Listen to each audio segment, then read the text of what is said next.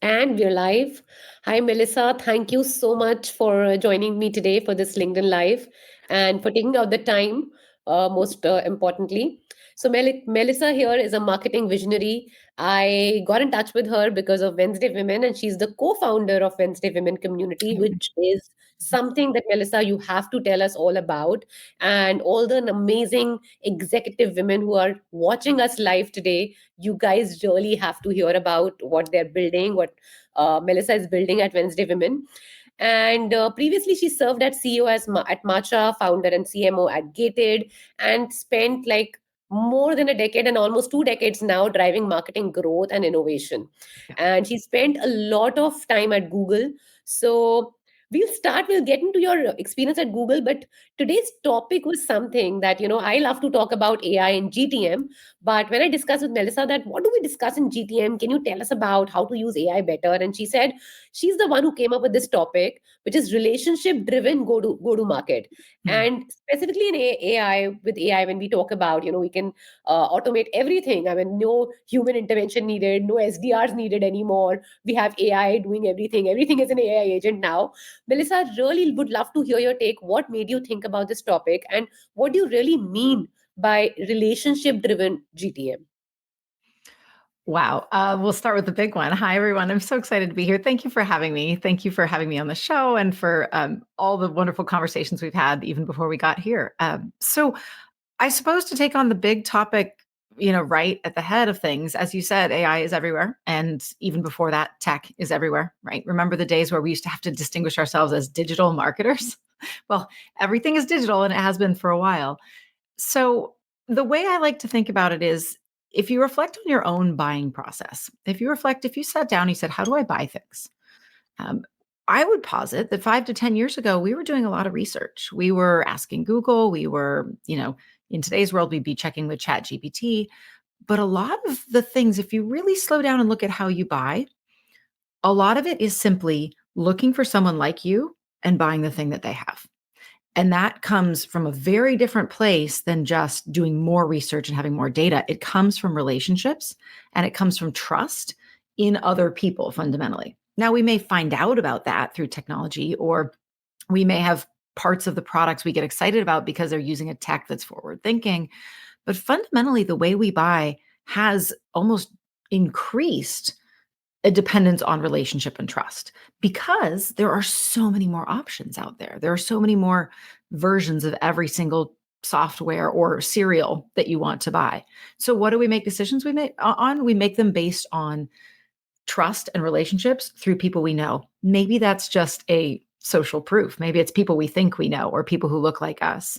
Or maybe we're literally turning to the marketer next to us and saying, I don't know which, I don't know which video cutting editing tool to buy. There's a billion out there. Which one are you using? Because it seems to be working well. And so I think when we think about AI in the span of GTM and the technology that has impacted GTM over the last 20 years, it's really another tech, but it always comes back to how we buy and how people buy. And we have to be thinking that way. And relationships and trust tend to be the defining factor, potentially even more so the more complicated the technology relationship gets. And so that's why I'm really excited to talk about it today. I have lots to think about on the subject, but fundamentally, if you were to really get back to the concept of why we have to talk about relationships and relationship driven GTM, relationship driven AI, it's because of that. That's amazing. So basically, but like you said, so buyer behavior is still about talking to people, and maybe basically people you think that or people and Mhm. relationship driven, but Mhm. also AI is now part of the buying behavior as well. Like Mhm. you said, there is Mhm. LLM search and there is validation that you're seeking with AI. And AI is not really, I mean, Chat GPT is probably not someone that or you think yet you are going to Chat GPT for that validation. Yep. So how do you see the like in this, like how are the marketing frameworks changing? How do you see that you can win trust today when validation is coming from some other source who's talking to you, mimicking you, I don't know, mirroring you? So how do you think GTM would work now, and how do marketers frameworks need to adapt to Mm. keep this user shift and behavior change in mind? Well, if we think Back, I would say maybe 3 or even 5 years ago, um, there were a lot of channels in marketing that were changing rapidly, and you always had to test. Testing has always been important. However, 3 to 5 years ago, there were also certain channels that were very predictable. There were channels that no matter what, you could put in a penny and get 3 pennies out. And so we felt this confidence in I have a system and I can go test. I think we all remember the framework of kind of 80-20 or maybe even 70-30, right? You do the basics and then you test. Unfortunately, in today's world, even the most stable channels from 3 years ago have been completely upended by AI. SEO being a very large one, PPC being another one. Like there just a lot of the stability that we had as marketers has been thrown to the wind. I actually think that is causing a lot of the chaos and burnout and anxiety that we see in the marketing community as well. I think everyone who's listening to this that is a marketer has friends or they themselves have felt like an absolute leaf in the wind, right? Or Katy Perry's plastic bag in the wind. Um, and so a lot of the frameworks that we may have traditionally laid upon have been, you know, kicked to the curb or at least completely completely shredded. And so where we find ourselves saying is then what can we rely on? What can we think about in a consistent way? And I often think about this actually came from my Google days. And I will say that Google, by the time I left, was no longer saying this phrase. But once upon a time at Google, they always had the phrase focus on the user and all else will follow. And I think this retains deep, deep importance. I think we can think about how we get the user and we can think about the technology that we use to understand the user or get something in front of them. But if we're not going back to think about the actual end user, we're going to miss or we're going to be lost in the chaos. More simply, it's stop thinking about the how and think about the why, right? You really need to go back to the core of what your user is looking for and then Yes. approach it with the right channels and the right strategy because your framework is going to be built around the user. It's no longer going to be built a framework built on the channel. Here's how I do SEO better. Here's how I do content better. It's about what does my user need, want, what is working for them, what resonates, and then you lean into that. So that we can talk about a lot of different channels and different strategies that are happening in different places, but that's overarchingly how I think about it.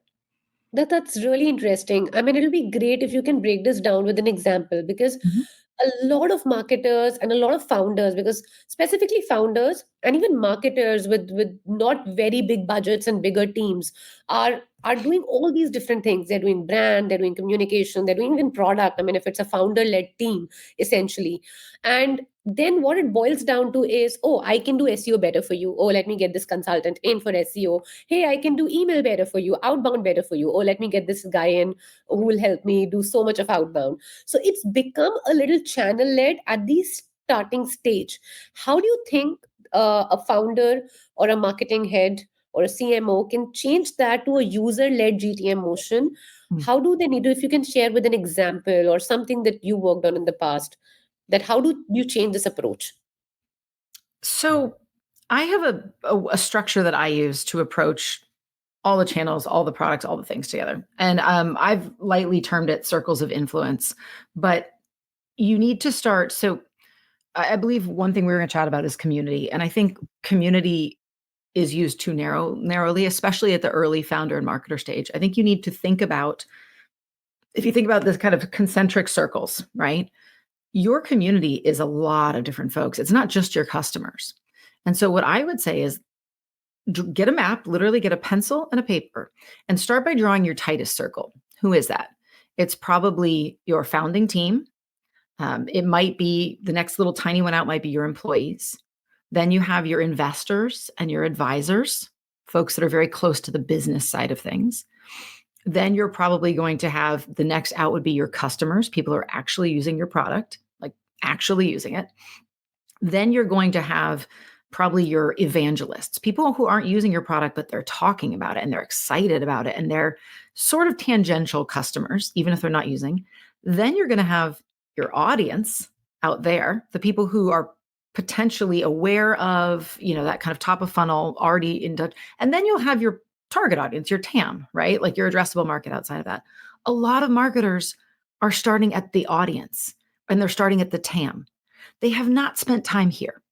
And so tactically, I would say, get your team around and say, what are we doing to enable and really make this work for the smallest group? Then the next one, then the next one, the next one. So what this would look like tactically is make sure very first and foremost that your team knows exactly what you're selling and what you're building to. If you're unclear with that, the rest is going to be, I won't use a bad word, but it's not going to look pretty. Um, then think about your investors and your advisors. Are they enabled to be talking about you? Do they physically have like the sales enablement to go out and spread your message? Because that's what they're there for. Then go to your customers and say, do our customers have everything they need? This is really important. And especially in a small company, even though I'm a marketer, I should be spending most of my time understanding the customers, delivering the brand touch points, making sure that the product is share worthy, right? Like Yes. this ties to product market fit and it ties to like UX. But if if your customers aren't raving fans, why are you trying to sell it to someone else? Then move out into how do we get more people who look like our customers, right? Then the traditional marketing funnel begins. Especially if you're at a smaller company, marketing doesn't look like the big funnel right away. It should look like enablement, partnerships, customer community, investor relations. It should look very focused on what you're doing. That the good news there is that if you're really focused on that, it's going to trickle out. And if you're, and I can talk about how you then put those amazing people into what you're doing to get further. But if you're thinking out here to start, you're going to miss, Hmm. the core of the business, the thing that will drive you, the thing that will help people speak about you in channels that get picked up on SEO and GEO. And like, you're going to miss the stuff Yes. that will actually power the engine for later. 100%. I mean, that's a very beautiful way to put it at it because when we marketers usually have a very big fascination for TAM. I mean, all of us do. We do. And when you give a big number like, oh, so many million, so many billion, that's the like $9 billion market, and and then you get to that SAM and that SOM and that whole funnel piece. You kind of miss out on the actual user, the actual starting small, and that's a beautiful way to look at it. That invert the entire funnel and go outwards from here, and that's an amazing take. Yeah. On this point, I mean, we have a few questions and I'm going to take that towards the end, but at this point I also want to ask you that was that the thought behind Wednesday Women, because it really brings together women who are facing similar set of concerns, have a lot to offer, and I've had some amazing discussion with fellow members there. So what was your thought behind starting this community, and what role does a community of real people play today, now that there's so much of conversation happening? I mean, with GPT, I mean, it's like you don't really feel lonely because you can go and ask your questions from GPT, and GPT would have truckloads of answers. If not GPT, there's Perplexity, there's Claude, there's all these LLMs. Yeah. And uh, and how is it different, and what was the thought behind Wednesday Women? And should businesses look at community also, or should they partner with communities like what you're building to grow? What's your take on that? Okay, there's a lot of questions in there. So I'm going to start by tying it to what I was saying before about growth. And I think that is when you think about the person and the individual circle, the folks that you're talking about, you want to think about them at every stage. You want to think about kind of every stage of the journey. But one of my most favorite is when you have a group of people, let's call them customers, or they might be a community that is really has something in common. Putting those folks as your marketing, I think, is one of the best strategies that any company can do. So don't talk about your product, talk about the customers that are using your product.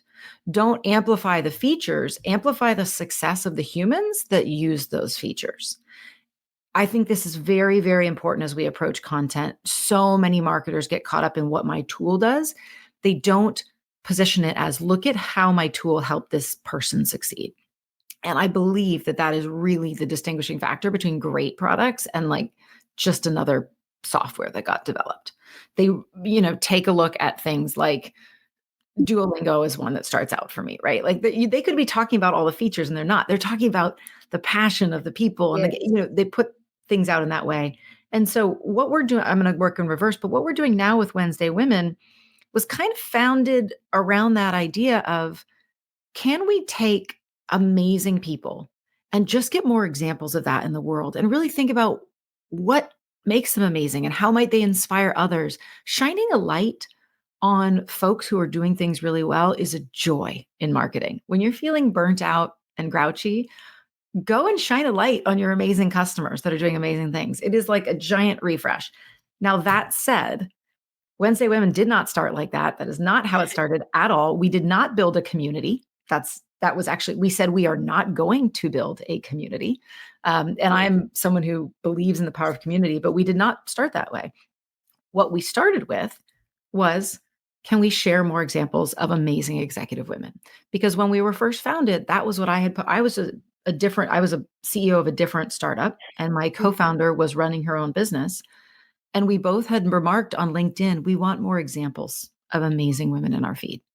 And so that was it. Wednesday Women is an accidental business. We just started once a week on Wednesdays, sharing an example of an amazing executive woman so that more women wouldn't have to ask, so that we wouldn't have to say, oh, here's, I see these same incredible CEOs every time. They're great, but I know other women are starting their own businesses. I know other women are doing incredible things, growing growth stage companies, leading billion-dollar companies. How do we look for more examples? And so that's where Wednesday Women started, just to give the origin. And then to follow on that, we did not build a community. We said, there's one thing that executive women do not need more of, and that is something else to do. They do not need more things to do with their time. In fact, they also don't need things to feel bad about, having to, or when they can't do it, feeling bad about that. So what we actually did was we started with a movement, and we didn't really intend to, but we created a movement simply by amplifying. I actually did something very similar at my first startup, Gated. We didn't even have a product live when I started marketing it. So what we were selling, in quotations, is the vision, the inspiration, selling examples that people wanted to look for it and see themselves in. And that really is, I think, what has served me very well as a marketer is you create the movement, you create excitement, you actually create demand. And then, yes, for Wednesday Women, then now we have sponsors that want to partner with us. And now we have a membership because people asked for it. We didn't go out and say, here's the thing, everybody jump in, it's awesome. We said, let's feel this way. Let's get excited. Let's be inspired. Let's look at amazing humans. Then the business built around that. And so we've been very fortunate that a business built around that. We've worked really hard at doing that. But again, it was built on the idea, the relationships, the inspiration. It wasn't built on like, let's build a product, a tool that people can opt into. And so it's a little bit of a reverse build. It was more of a passion project that turned into a business, but that's how we came around. Oh, that's super exciting because Sumant here is asking a question. Do you have any unique ideas for new startups? And I think you exactly answered that because that was his question. That don't look at how you go outwards with your product as a startup, but rather think about how your users are thinking and create a movement around that. And that's a very beautiful thought. But how do you really can you give us some starting point? I understand that if like so he's asking about a startup and there's a founder, and like I said that we have a lot of founders listening in today, so they have their product and they're doing it all. So Yeah. any idea for startup founders on how they can build a movement, not Yeah. like with tech stacks as such, but actually how do they think about building a movement? How do they start even? Yeah. Well, I mean, let's be honest. Not everyone can build a movement, but the first thing you need an exciting idea. You need an idea that gets people excited. And so it doesn't have to be a world changing idea. It can be a small idea. But again, to come back to this idea of how I did it, look at the success stories and elevate them. So if we want to let's think just from a content perspective to start, right? You're going to talk to your customers that have started using the product, even if that's 10 people. It doesn't need to be 100, it doesn't need to be 100,000. Start talking to those 10 people and think of a creative content way to show what they're doing, to show. So that might be, you might ask them 3 questions on video, capture those questions on video, turn them into little snippets and share, right? Or you might take 3 of your best customers who have a hot take on something in the industry and do a webinar and invite a lot of people and have a really interactive debate around a topic. You want to take the heart of what you're building and turn that into content, as opposed to saying, we have this feature, we have that feature, here's the pricing. So immediately flip whatever you're thinking on its head and put the people side of your story out into the world. Yes, it may be an AI-led feature, but what does it do? And why should people feel good about that? That's how you should be talking. So a good product marketer should be doing this. If you're thinking like a product marketer, they should be thinking not about the product, but about how it fits into need, how it fits into consumer buying. That's how you want to talk about it at the product language. At the content, at like the content level, show the faces of your customers, tell the stories, put the quotes about how it impacted them. I mean, for creative ideas, this is like what I do all the time. I don't think I can give a creative idea to one person. I need to hear about your business. I need to think about your business. But start with your why, and then think about how do you turn that into kind of customer or people focused stories, content. Even let's talk SEO and GEO, right? The algorithm, if from all my days at Google, the algorithm is changing hundreds of times a day, every day. And I'm sure AI is even worse, right? Like it's probably constantly evolving. You can't figure out the algorithm. And it used to be like we'd stuff keywords into things. Remember everybody packing content full of keywords? You can't really do that. But what you can do is think about how the system works. So if humans are going to, let's talk about Google, because that was where I was for so long. If humans are going to Google or ChatGPT and they're asking something, and it comes back with an answer that meets their need, they're going to click and stay and use it more.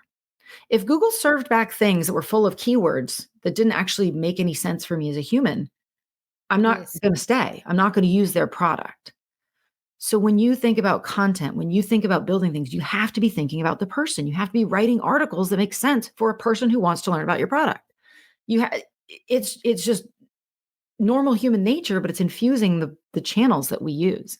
If you're not writing content, then an AI can read and serve up and feel confident someone feels like they got the right answer. They're not going to serve it because it's crap. So can you tell I'm passionate about this? But happy to debate anyone on that. But I think it's so important to think about you're not just trying to beat the algorithm, you're trying to produce good content for humans who are going to be served that content via an algorithm, even if it's being digested through ChatGPT. Yes, I mean, that's a great take because Chaya here says movement, excitement, and creating demand. That's a great tip.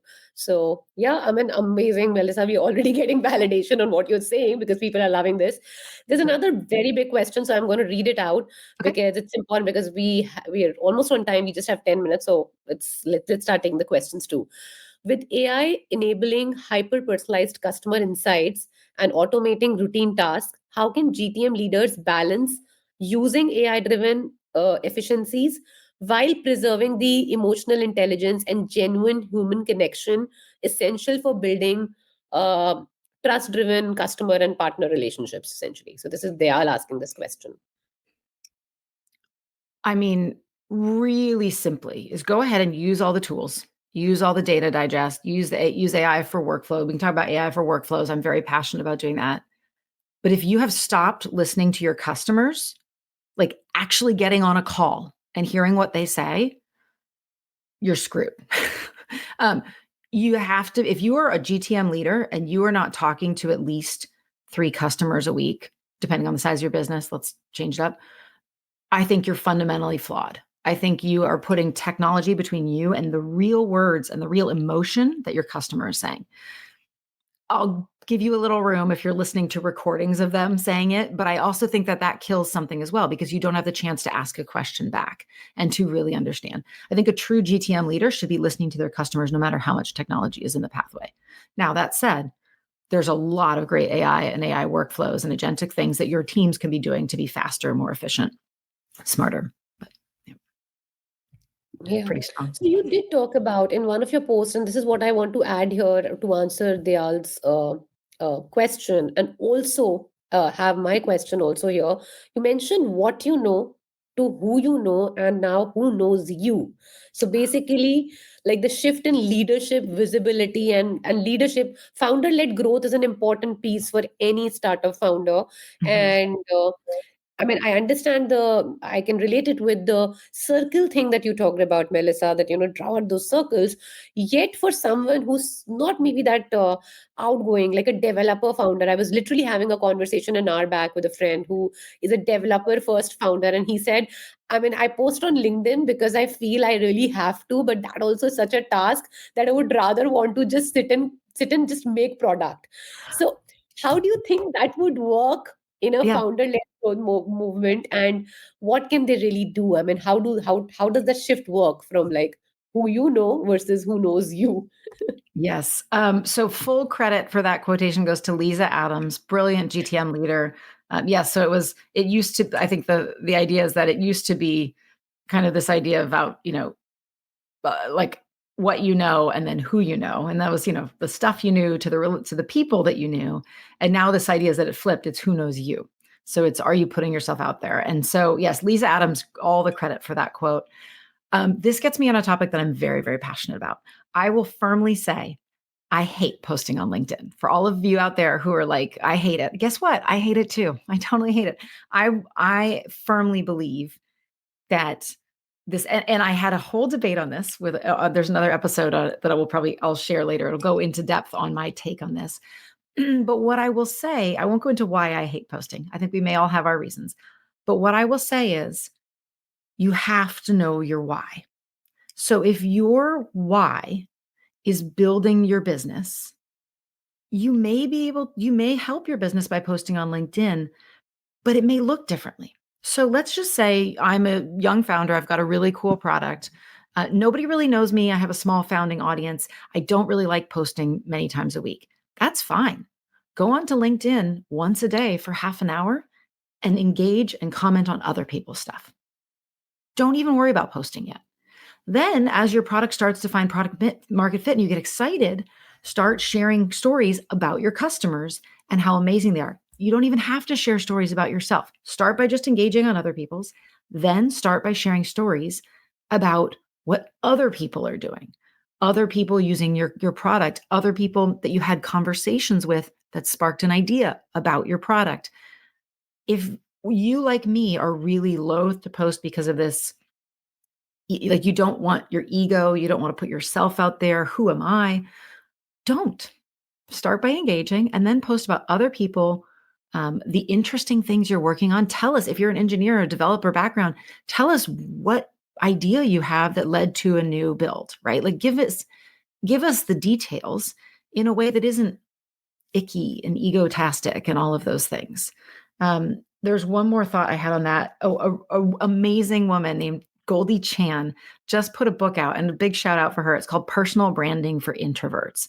It's awesome. So if you are naturally an introvert and you're listening to this, highly recommend starting with that. There's a ton of people talking about founder brand, but a lot of it is to people who maybe are naturally extroverts, right? They want to be talking and sharing all their stuff. And if that's not you, that's okay. There are other ways to be present on what could be a good sales channel for your business without even posting or worrying about your content engine and all that stuff.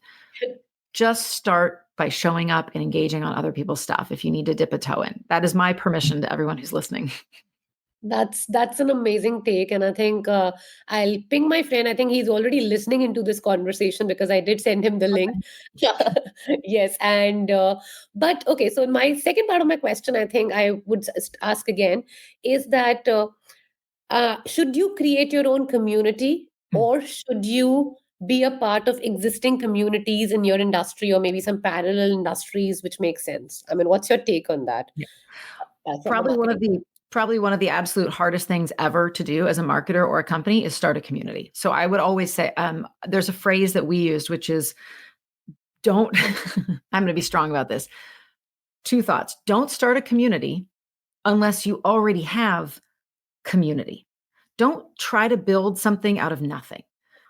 I would say I used to give a presentation called There Are 6 Ways to Build Community Without Building a Community.